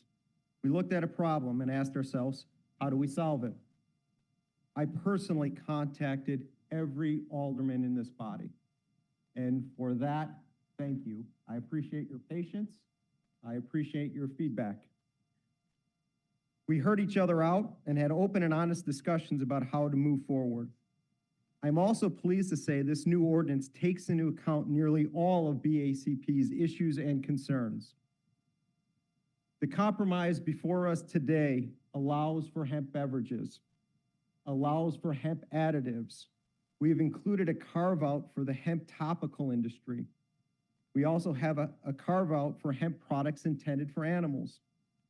We've changed the effective date to April 1 of 2026. And effective immediately, you have to be 21 years or older to purchase. I think we found a path forward that ensures our kids are protected and safe, and that's the bottom line. The fact of the matter is, I successfully banned these businesses in the 13th ward. And since then, many colleagues have asked me how they can do the same in their own wards. There is a strong coalition behind this compromise ordinance that can move it forward, which is why I present it today.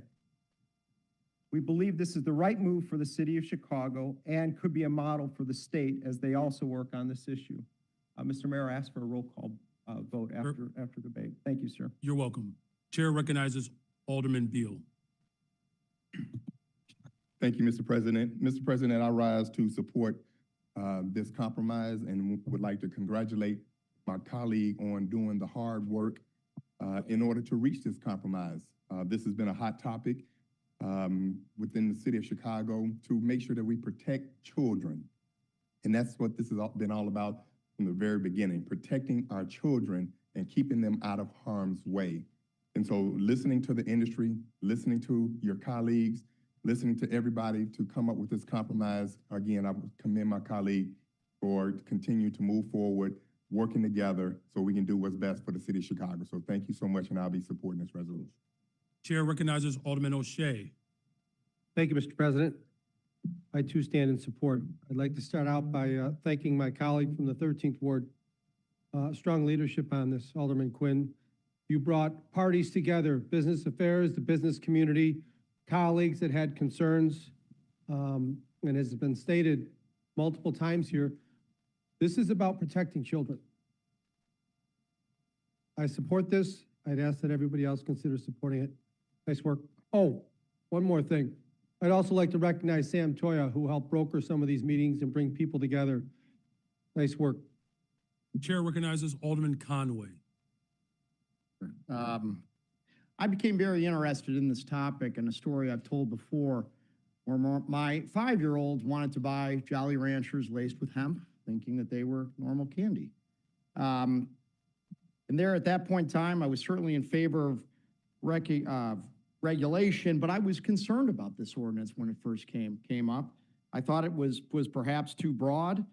So I actually voted no on this in committee at the time, which it passed through. And then Alderman Quinn came to me and asked me a question that we don't often ask each other.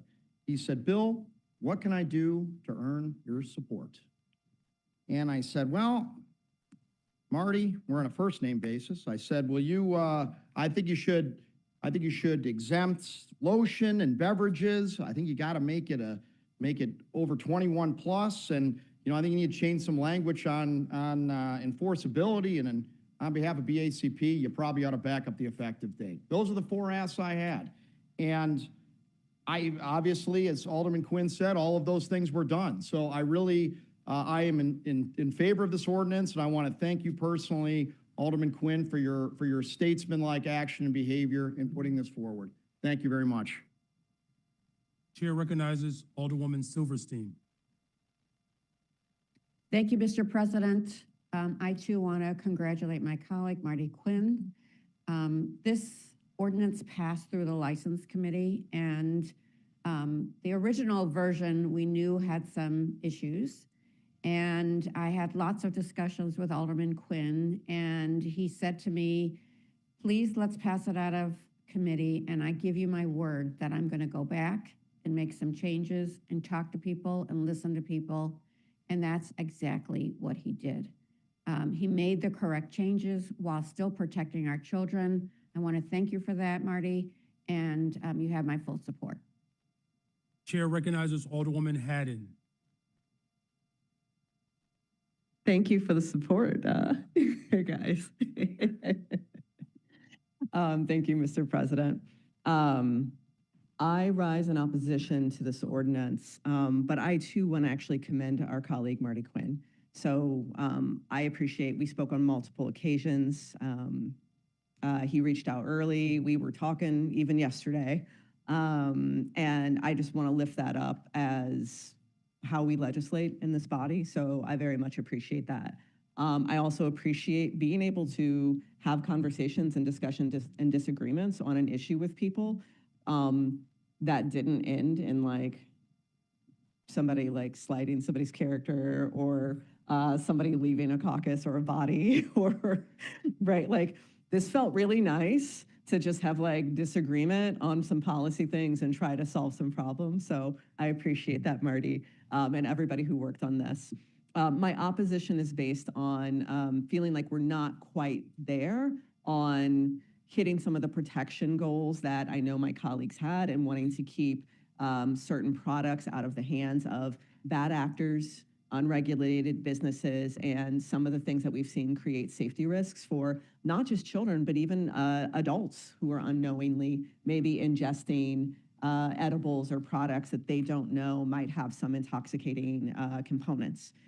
I will say that we've also got a small business industry that has really done that thing that a lot of us love in Chicago. They have been clever, they have been creative, and we've had strong entrepreneurs build whole businesses around CBD and hemp products, especially a lot of minority-owned businesses that were shut out by the larger cannabis space. So from small events companies to little coffee shops to specialty spaces, there are businesses in Chicago that self-regulate, that sell to 21 and over, that are good actors, and I'm afraid that this version of the ordinance is going to harm them right now while trying to do some good. You know, so my opposition, I wish we had a little bit more time. I wish we could work a bit more with our kind of entrepreneurial, locally based hemp industry folks. I don't think they were given much voice in the conversation. And I'll say, as a CBD, right, consumer, I don't find those non-intoxicating kind of health benefit-based things at dispensaries, right? Because the answer, that's what it's going to be. If you take a CBD gummy or edible for inflammation like I did, you guys know I came back from medical leave. I've been living with endometriosis. I'm not a recreational cannabis user for recreational purposes, but CBD and the broad spectrum products do have a lot of healing benefits for people. So whether it's for anxiety, whether it's for PTSD, whether it's for inflammation, there are a lot of products. I'm not a smoker, I'm not gonna smoke it. There are additives and those beverages that we have allowed for carve-outs for, those are recreational, right? Those are recreational in the way that we might use alcohol. They're not necessarily the types of products that really fall into the medicinal category. So it hurts me to see us cutting off an avenue for healing, for health, but also for kind of small businesses that are really the backbone of our local economy. So stand in opposition to this. I hope my colleagues will join me in opposing it so that we can work to find a better solution for all Chicagoans. Thank you. Thank you. Alderman Napolitano. Thank you, Mr. President. I too rise in support of this this ordinance, and I'll make it quick. I just really have to tip my hat to Alderman Quinn, who did his due diligence to make sure that everybody kind of had a say or had a seat at the table when it came to something like this. My neighboring ward, 45th Ward, we had a problem with this, and we too, like Alderman Quinn, had banned it from our ward. But I think the masterful part about this that Alderman Quinn is using, that we're using down here, and on behalf of my colleague, is we have the ability to amend as we go. So the process, the wheels are turning. Hopefully this ordinance gets passed today. But as colleagues who are all talking about an issue that could benefit the city on revenue side, but can hurt children, and there's that fine line, we have the ability to use this right here to amend it and make it better for the city, but also to protect children. And I think that's what we do best. There's a lot of us that have a saying down here that, you know, when you ask somebody to sign their ordinance, you say, this is the best thing I'm putting forward right now, but as colleagues, we can make it better in the future or the very next city council. And I think that's why this is a great step forward and taken over by Alderman Quinn. And I appreciate all of you to support it, because I think we do have to put the negative side to this ahead of the benefit side right now, because the negative is affecting a lot of children. And it's kind of, in a sneaky way, it's done. So I really appreciate those who are supporting it, and those who aren't, let's find a way to make it better that it accommodates your wards and the whole entire city of Chicago as well. But thank you, Alderman Quinn, for a great job. Thank you for the opportunity, Mr. President. Thank you. Chair recognizes Alder Rodriguez Sanchez. Thank you, Mr. President. I want to echo the comments of my colleague Maria Haddon, but I also want to say that I wish that in this body we spend more time looking at best practices, looking at research, looking at creating evidence-based policy. Bans don't discourage people from seeking these products. They just put them in the black market. They are still going to be accessible. You are not necessarily protecting children just because you ban something. People can still have access. What you are doing is impeding these products being regulated, right? And I need us to think about that because it feels like in this council we do this so often. We want to look busy doing something. We want to tell people, I'm doing this because I hate that kids are being targeted. But the reality is that people are going to access these products. We're just not gonna have control over it. So I'm very disappointed. I'm going to vote no on this item, and I really hope that we do better in this council. Chair recognizes Alderman Riley. Yeah, thank you, Mr. President, and I wanted to join the chorus of aldermen who are complimenting Alderman Quinn on the workmanlike fashion he went about collaborating. It's a word we use here a lot, collaboration, but Alderman Quinn actually exemplified that here. I was one of the aldermen who also had some concerns about the initial proposal, perhaps being a bit too broad. And I do think that the general consensus here is we don't want these types of dangerous products falling into the hands of kids. And when you have laced Doritos and gummy bears and gum and all these sorts of things, bright colored packaging available unregulated in our corner stores and our gas stations, that's a real concern. And I think that Alderman Quinn has done a good job narrowing the focus here, while also listening to concerns from members of the restaurant and hospitality industry and others about keeping beverages available, topicals, many of the CBD products that my colleague mentioned are exempted here because there are health benefits that are associated with them, even for our pets. And so, as Alderman Napolitano said, there is certainly opportunity as we move forward to make tweaks and adjustments to this as we see fit. But I do think this is a good start as far as the regulatory regime goes. I think it does, for the most part, help us in our effort to keep these types of products away from kids that don't know better. So thank you, Alderman Quinn, for the work you've done on this, and I appreciate you soliciting my opinion and the opinion of others here on the council. I'll be voting yes. Thank you, Mr. President. Thank you. Chair recognizes Alderman Sposato. Mr. President, congratulate my colleague. I originally, like my esteemed colleague from the 34th Ward, who I affectionately call Bill, I was also against it. Everything I have to say was already said, but I'm going to say it again anyways.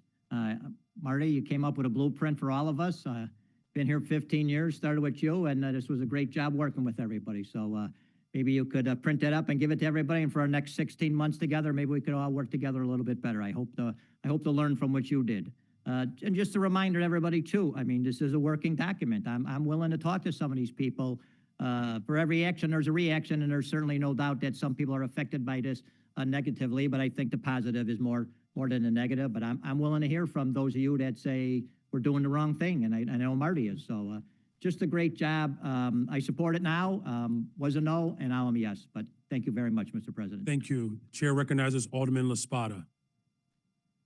Hey, thank you very much, sir. Mr. President, Alderman Quinn, like I want to say, as others have, I cannot compliment you more in the process that you've gone about this with. I think you've been exceptionally collaborative, really open to feedback on this, even when we disagreed on the feedback. I think everyone in this room would agree that these products should not be sold to minors, that they should be regulated, that there should be responsible dosage limits on this. I think that the challenge for me was, and again, like Alderwoman Haddon spoke to this, but I'll speak to it from my perspective, talking to small businesses that sell infused baked goods, products that you eat, and soliciting their feedback on this. They are not the problem businesses in my ward. The products that they sell, they endeavor to regulate and they want to be regulated. They have been consistently safe and responsible in my community.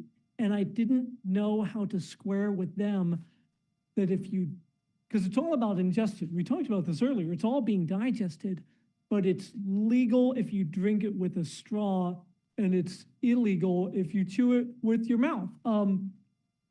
I can't square that. Like, what makes eating illegal and drinking legal? And I'm glad that there's the carve out for the beverage industry.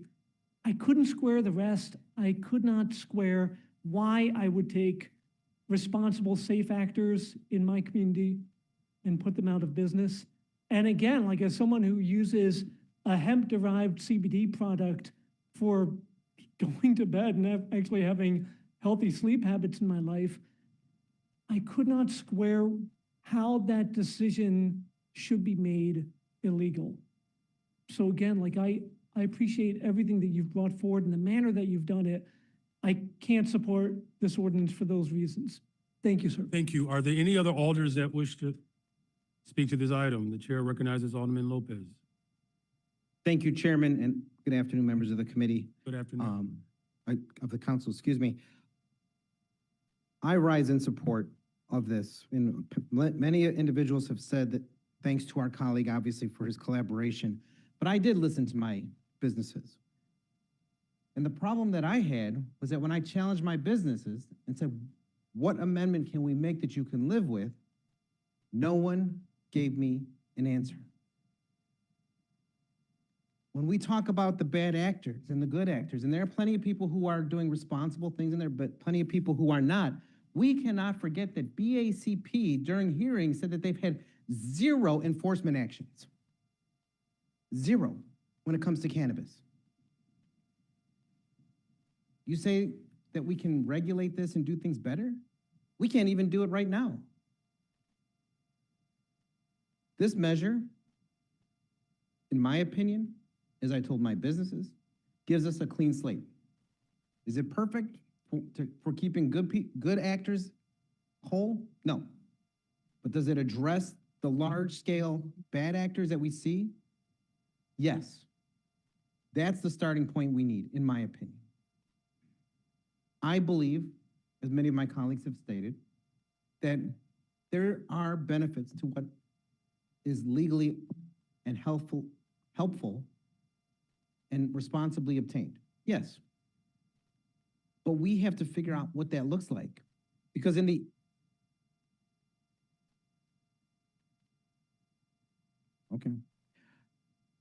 absence of leadership, in the absence of enforcement, we have to take measures into our own hands. And that's exactly what we're doing today. And as we hear now that possibly Congress was going to push back the date another year, I don't want to go back to my neighborhood saying I did nothing to protect children or to try to clarify bad actors from good or to help elevate a growing industry from those who would take advantage of our inaction. That's what we're doing today. And for everyone who says that we need to use metrics or evidence-based, whatever you want to say, where's the resolution or ordinance that shows exactly that what was introduced by that person? We can't complain and then do nothing. We can't argue against something without putting pen to paper and writing something, because that's what got us into this place and got us to this place in the first place. So we have a choice to start fresh, and that's exactly what Alderman Quinn's ordinance allows us to do, and I urge everyone's support of that. Thank you. Very well. There's a motion on the floor for a roll call vote. Madam Clerk, would you make the e-vote application available? Members of this body, please record your vote at this time.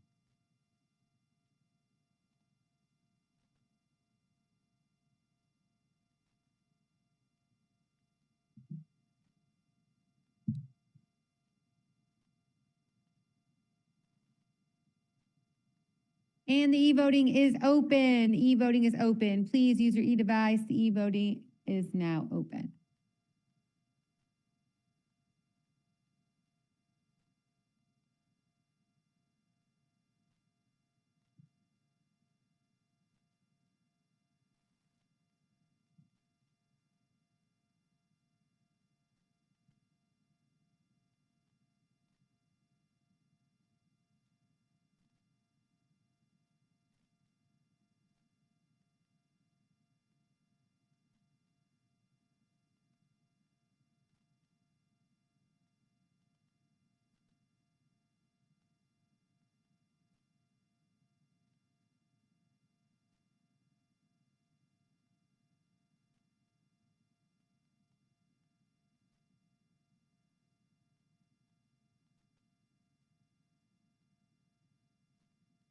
All right, I will now take the e-voting, or voice votes for those who do not use the e-vote or the folks online.